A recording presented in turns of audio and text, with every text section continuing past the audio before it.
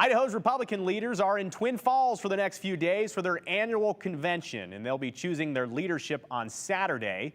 Incumbent Tom Luna, the former superintendent of Idaho schools, will face off against former state representative Dorothy Moon of Stanley.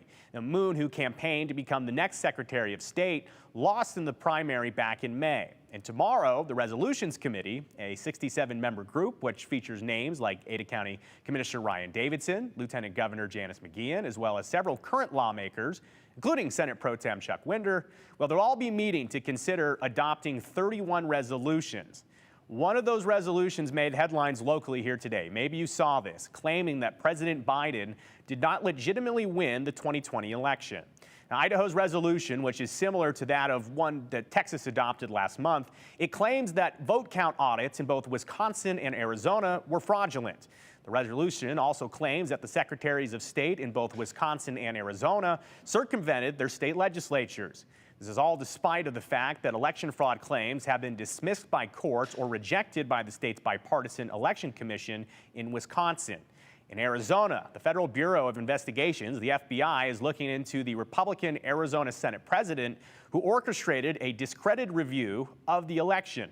To be clear, they're not trying to overturn the election results in Idaho, where President Trump won with 64% of the vote. So what about the other 30 resolutions on the agenda? Well, several include voting and voting rights, including one for changing Idaho's elections. Now, that one would include moving over to an electoral-style process that would instead tally electoral votes instead of the popular vote, like the presidential election is done, meaning a candidate in Idaho could get the most votes but not win an election. However, that would require changing the state's constitution.